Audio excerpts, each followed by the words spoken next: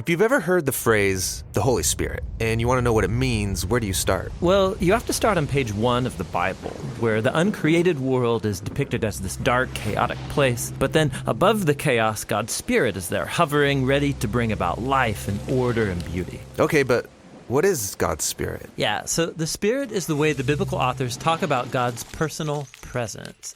The Hebrew word is ruach. Ruach. Yeah, you got to clear your throat at the end. So what is it? Well, ruach can refer to a number of different things, but what they all have in common is energy. Energy, how so? So there's an invisible energy that makes the clouds move or the tree branches sway. Right, wind. So in Hebrew, that's ruach. Okay. Now take a big breath. So you feel that inside you. Yeah, the air? Well, specifically the energy, right? The vitality in your body that you get from breathing deeply, that too is ruach. And this is the same word used in the Bible to describe God's personal presence. Just like wind and breath are invisible, God's Spirit is invisible. Wind is powerful, and so God's Spirit is powerful. And just as breath keeps us alive, so God's Spirit sustains all of life. Yeah, ruach. Now, as we continue on in the story of the Bible, we see God's Ruach giving special empowerment to people for specific tasks.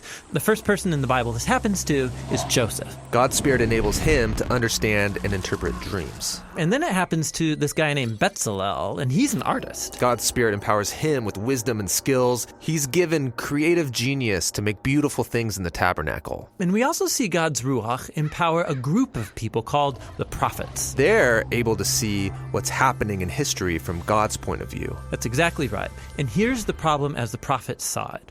While God's Ruach had created a really good world, humans have given in to evil. They've unleashed chaos into it through their injustice. A new type of disorder. Yes, and the prophet said the Spirit would come, just like in Genesis 1, but now to transform the human heart, to empower people to truly love God and others. How will this new act of God's Spirit happen? Well, centuries pass, and we are introduced to Jesus.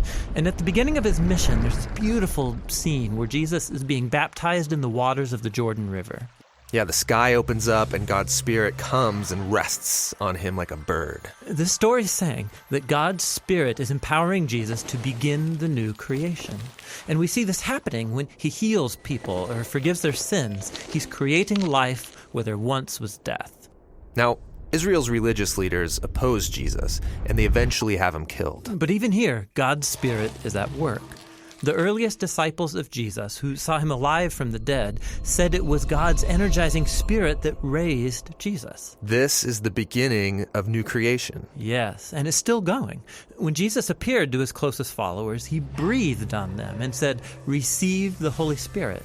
And soon after that, the Spirit powerfully comes on all of his disciples. So that they can become a part of this new creation and share the good news and learn how to live by the energy and influence of God's Spirit. And so, today, the Spirit is still hovering in dark places. Yes, pointing people to Jesus, transforming and empowering them so they can love God and others. And the Christian hope is that the Spirit is going to finish the job. The story of the Bible ends with a vision of a new humanity, living in a new world that's permeated with God's love and life-giving Spirit.